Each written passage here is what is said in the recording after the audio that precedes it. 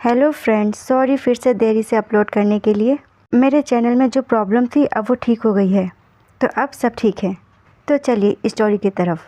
कहानी की शुरुआत में हम देखते हैं कि साशा चिंता करते हुए कहता है, हाँ, आखिर तुम सोच क्या रहे हो? तुम्हारा अकेला वहाँ जाना बहुत ही ज़्यादा खतरनाक होगा।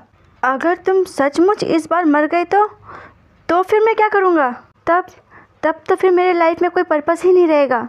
और फिर साशा कार के तरफ जाते हुए अपने साथ वाले इंसान को कहता है, हे रॉबिन, एलेक्स ने तुम्हें कुछ और भी करने को कहा है। और वो इंसान साशा से कहता है, यंग मास्टर ने मुझे बॉस को एक रिपोर्ट भेजने के लिए कहा है। और फिर साशा कार में बैठ के उसको देखते हुए कहता है, किस बारे में? ग्रेट मास्टर ने यंग मास्टर के ऊपर निगरानी रखने के लिए जिन लोगों को भेजा था, उन्होंने फेलिक्स के कई आदमियों को गिरफ्तार कर लिया है और उन्हीं में से यंग मास्टर ने 3 लोगों को चुना है आज के दिन के लिए, उन्हें वहां से भागने का नाटक करने के लिए, क्योंकि एक्चुअली में यंग मास्टर के ही आदमी हैं। गाड़ी तेजी से जा रही होती है और फिर वह इंसान कहता है, यंग मास्टर ने मुझे कहा है कि अगर आप पूछे तो आपको इस बारे में बता दूं, और उन्होंने कहा है कि आप किसी भी बात के बारे में चिंता ना करें। फिर रॉबिन आराम से कार में बैठ जाता है, अपने दोनों हाथों को अपने सर के पीछे लेते हुए, और साशा उससे कहता है, तो फिर आखिर वे 3 आदमी कहाँ हैं जिन्हें कि उन्होंने पकड़ा था? और रॉबिन कहता है, 2 मर गए और एक को फेलिक्स के पास वापस भेजा जा रहा है। साशा का पूरा ध्यान उसकी बातों में होता है, इस वजह से साशा सामने वाली गाड़ी को नहीं देख पाता और एकदम से वह ब्रेक लगाता है। और रॉबिन उसको देख के कहता है, अरे यार साशा, अगर तुम मरना ही चाहते हो तो खुद से मरो ना। और फिर साशा फिर से रॉबिन से कहता है, क्या उसने उन्हें अपने हाथों से मारा? और फिर रॉबिन कहता है, नहीं, उन्होंने खुद ही अपने आप को मार डाला और हम उनमें से बस एक को ही रोकने में सफल रहे और उसे फेलिक्स को संदेश देने के लिए भेज दिया। और फिर साशा अपने सर को कार के स्टीयरिंग में रख देता है और कहता है, परेशान होते हुए रॉबिन से, आखिर ये सारी बातें मुझे अब जाके पता चल रही है। मुझे ऐसा लग रहा है जैसे कि मैंने उसका सारा भरोसा खो दिया है ना? और फिर रॉबिन साशा से कहता है, हालांकि मैं उसे इस बारे में दोष नहीं दूंगा, वो तुम ही थे जिसने कि उस पर पहले भरोसा नहीं किया था। और फिर साशा अपने आप से कहता है, ये सब कब शुरू हुआ? आखिर ये सब कब शुरू हुआ कि मैंने उस पर विश्वास करना बंद कर दिया? क्योंकि जब उसने मेरी जान बचाई थी तो वास्तव में पहले वो किस तरह का इंसान था, और आखिर मैं कब से भूल गया कि आखिर वो किस तरह का इंसान था। और फिर साशा को एलेक्स की बात याद आती है, जो कि उससे कहता है, मुझे इस बात का अफसोस है कि मैं कितनी ही बार खुद को समझाने की कोशिश क्यों न कर लूँ। मुझे ऐसा लगता है कि तुम और मेरे पिता, तुम दोनों ही कभी मुझ पर विश्वास नहीं करोगे। अगर मैं किसी पे दया दिखाऊं तभी सब ये समझे कि मैं अच्छा इंसान हूँ, तो मुझे ऐसे किसी को भी कुछ भी समझाने की ज़रूरत नहीं है। चाहे मैं सही हूँ या गलत, वो दूसरे की मर्जी है और उसी को चुनने दे कि आखिर वो क्या चुनना चाहता है, वे रहना चाहता है या छोड़ना। इसीलिए मुझे उस सारे दर्द की याद दिलाना और उसे महसूस कराना बंद करो साशा, जिसे कि दबाने के लिए मैंने बहुत कोशिश की है। कोई भी नहीं समझेगा और लास्ट में मैं बस पीछे छूट जाने का इंतज़ार करता रहूँगा। तुम और मेरे पिता, तुम दोनों की ही प्रोटेक्शन मुझे डिस्ट्रॉय कर देगी एक एक पीस में। और ये सब बात सोच कर के साशा काफ़ी परेशान हो जाता है। वह अपने मुंह पे हाथ रखता है और कहता है, ये मैंने क्या कर दिया? और फिर साशा कहता है, क्या ये सब बातें मिस्टर रोमानोफ ने एलेक्स को प्रेशराइज करने के लिए छुपाई पूरे समय? और एलेक्स इतना एबल नहीं था कि उसके खिलाफ रिबेल कर पाए, और वह अपने आप को फ्री नहीं कर पाया क्योंकि वह डरा हुआ था। वह कभी भी इतना मजबूत नहीं था, वह हर चीज़ से डरता था। और मैं इस पूरे समय ये कुछ भी नहीं देख पाया और मैंने अपनी हालत के लिए भी उसे ही दोषी माना। और फिर साशा गुस्से में अपने मन में कहता है, आखिर मैंने इस पूरे समय किया क्या? और फिर साशा उस वक्त को याद करता है जब एलेक्स ने उसे बचाया हुआ होता है। एलेक्स उसके पास बैठा होता है, उससे कहता है, तुम्हें उन्हें मारने की कोई ज़रूरत नहीं है और उन्हें सबक सिखाने के लिए तुम्हें उन्हें चोट पहुंचाना होगा। और साशा तेज तेज सांसें ले रहा होता है और एलेक्स कहता है उसके पास ही बैठे हुए, लेकिन उन्हें मारो मत, उन्होंने जो कुछ भी किया है उसके लिए मरना उनके लिए बहुत आसान बात है। वैसे क्या तुम ठीक हो? और साशा अपने मन में कहता है, उस समय मुझे उसकी बातों से बहुत ही आश्चर्य हुआ। क्या उस वक्त वह वास्तव में अपने आप से बात कर रहा था? क्योंकि किसी ने भी उसे ये नहीं बताया था।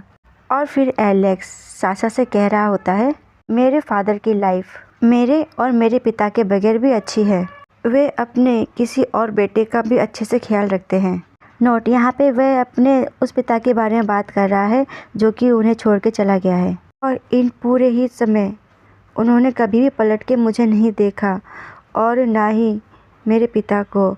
और अब पूरी तरीके से मेरे पिता भी बदल रहे हैं। और फिर एलेक्स को दिखाया जाता है जो कि हंसते हुए साशा से कहता है मुझे डर है कि कहीं एक दिन वह भी मुझे छोड़ न दे और फिर मेरे पास एक तुम ही रह जाओगे जिससे कि मैं पूरी अपनी फीलिंग्स बता पाऊँगा। तो साशा, मुझे पूरी होप है कि हम कभी भी उनके जैसा नहीं बदलेंगे, है ना?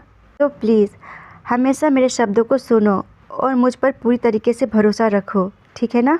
और फिर साशा कहता है, मिस्टर रोमानोफ ने मुझे ट्रेनिंग ग्राउंड में भेज दिया और फिर मैक्सिम ने मेरे और एलेक्स के बीच की खाई को भर दिया। हम फिर से मिले, लेकिन तब तक जो वह बदल गया है, क्या वो वह नहीं था? लेकिन मैंने उसके बारे में हर अफवाह पर आंख मूंद कर यकीन कर लिया। जब उसने मुझसे बात करने की कोशिश की तब मैंने उसकी बात न सुनने का फैसला किया।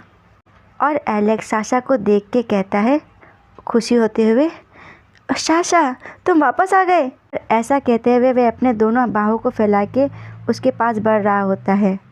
बहुत सारी बातें हैं जिनके बारे में मैं तुमसे बात करना चाहता हूँ, मेरी बात सुनो। लेकिन साशा तब तक उन अफवाहों पे यकीन कर चुका था और वह ऑकवर्डली उससे कहता है, उससे आई कांटेक्ट ना करते हुए, तुमने आखिर उन लोगों को क्यों मारा? और साशा उसकी तरफ उंगली बढ़ाते हुए उसे कहता है चिल्लाते हुए, तुमने यह नहीं कहा था अगर उन्हें मारना बहुत ज़रूरी है तो उन्हें सबक सिखाना चाहिए। आखिर तुम अपने शब्दों को ही कैसे भूल सकते हो? और एलेक्स चौंका हुआ सा उसको बस देखता रहता है, जैसे कि बचा कुचा एलेक्स उसकी बातों को सुन कर के पूरी तरीके से टूट गया हो। और यहाँ पे मुझे एलेक्स के लिए बहुत तकलीफ़ हो रही है। उसके पास कोई भी ऐसा नहीं है जो कि उस पर विश्वास कर पाए और जिसके ऊपर वो विश्वास कर पाए और उसको अपनी बातें कह पाए।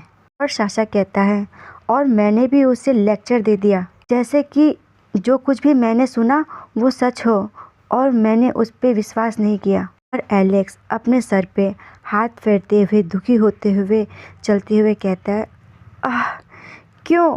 बाकी लोग तो थे ही थे, पर तुम भी साशा? और साशा एलेक्स से दूर होता गया।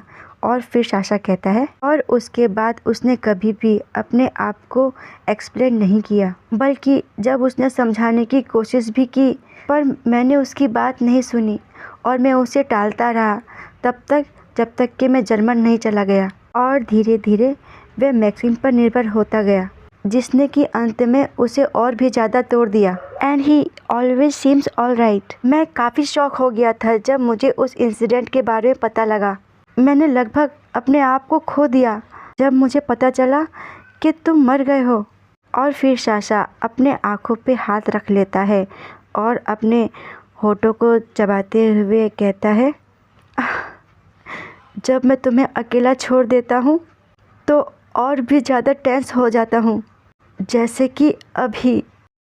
और फिर रॉबिन कहता है, हम पहुँच गए हैं, मैं कुछ लंच खरीदूँगा, आपको क्या चाहिए? साशा भी कार से बाहर निकलते हुए कहता है, कुछ नहीं, मुझे अभी कुछ भी खाने की इच्छा नहीं है। अभी रॉबिन साशा को आवाज़ लगा कहता है, साशा। साशा चौंकते हुए उसके तरफ देखता है और रॉबिन फिर कहता है, कार के पास खड़े हुए अपने दोनों हाथों को फोल्ड करते हुए साशा को देखते हुए, हकीकत में यंग मास्टर ने मुझे तुमसे ये सब बातें छुपाने के लिए कहा था, लेकिन मैंने तुम्हें ये सब बातें बताना सही समझा। हो सकता है कि वह मुझे कभी भी ऐसा व्यक्ति ना चुने अब कि जिस पे वे विश्वास कर सके, और वे मेरे इतने करीब भी नहीं हैं जितना कि तुम्हारे साथ होने पे होते हैं, और इस वजह से मैं थोड़ा जेलस था। आखिर वे तुम्हारा इतना केयर क्यों करते हैं और मेरी केयर क्यों नहीं करते? वो इसलिए क्योंकि मैं बस एक नौकर हूँ, बस एक निजी ड्राइवर। मेरा होना उनके जीवन में कोई मायने नहीं रखता, सिवाय इसके कि मैं उन्हें बस इधर उधर लेके जाता हूँ और इस बात का मुझे अच्छे से पता है। और फिर अपने दांतों को पीसते हुए गुस्से में कहता है, मैं भी उन्हीं लोगों में से एक हूँ जिन्हें कि वे बंजर ज़मीन से ले जाता है।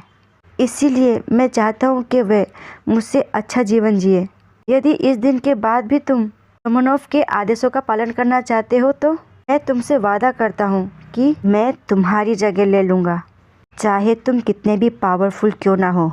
ऐसा वे अपने दांतों को दबाते हुए कहता है और फिर कार में बैठते हुए कहता है, और हाँ, तुम्हारे लिए एक और जानकारी, मिस्टर रोमानोव से यंग मास्टर के मेंटल डिसऑर्डर बढ़ने के लिए ट्रीटमेंट करने के कहने के बावजूद मिस्टर रोमानोव खुद कभी अपनी स्थिति से उबर नहीं पाए। वे कभी भी अपने बेटे के दर्द को नहीं समझ पाए। और आज का एलेक्स के तकलीफ़ों का चैप्टर यहीं पे होता है समाप्त। धन्यवाद।